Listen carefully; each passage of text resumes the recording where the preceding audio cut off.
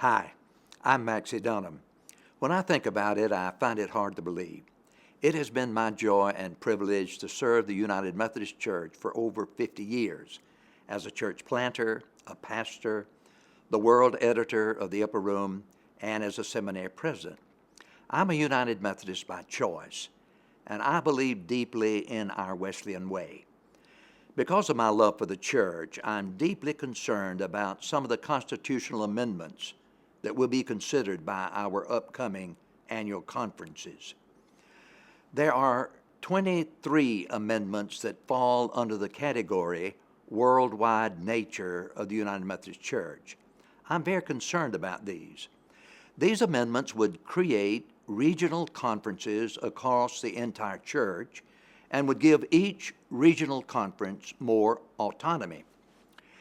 These amendments comprise lengthy and complicated legislation. Their effect upon the church is not clear, but here's what we can know for sure. The voice and vote of United Methodists in the developing world, places like Africa and Asia, their voice in matters concerning the United Methodist Church in America will be lessened. I've been extremely grateful at past general conferences for the input of delegates from poor countries around the world. I believe we're better in the United States when we hear the perspectives of the poor and the voices of diversity on the issues that are before us here. I'm grateful also for the profound respect delegates from the developing world have for the Bible. I'm thankful that they have the courage of their conviction. They always challenge me. If you believe the church in the United States will be better off without the full participation of the developing world, you should vote for these amendments.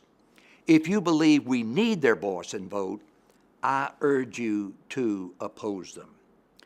You're going to have a hard time believing this, but no one knows what the regional conferences that will be created by these amendments will vote on together at the General Conference. We have no idea what issues will be handled separately by regional conferences. A task force has been appointed to determine these issues, but will not report until 2012, 3 years after we've been asked to ratify these amendments that will establish a new structure. Why not wait? Why not wait? Let's hear from the task force, then adapt our Constitution to fit what we believe is going to be best in advancing the kingdom. Come at it from another direction. If we pass these amendments, we will create another level of bureaucracy which will require additional funding. I don't know anyone who thinks we want that. It gets even worse. These amendments would allow each regional conference to have its own judicial council. I hope you're getting the picture. These changes would move us toward the Anglican model that even now is fracturing, with different parts of the communion adopting different practices and beliefs. We can't let that happen. In spite of our differences, we are the United Methodist Church. Please, let's not vote for anything that would make us less. Finally, I want to make this clear. I travel frequently outside the United States. I believe I have my finger on the pulse beat of the church around the world. These amendments did not come from Africa or the other central conferences. They came from the connectional table and the Council of Bishops. If changes need to be made in our structure, and perhaps they do, we must not make these changes for the church of the developing world.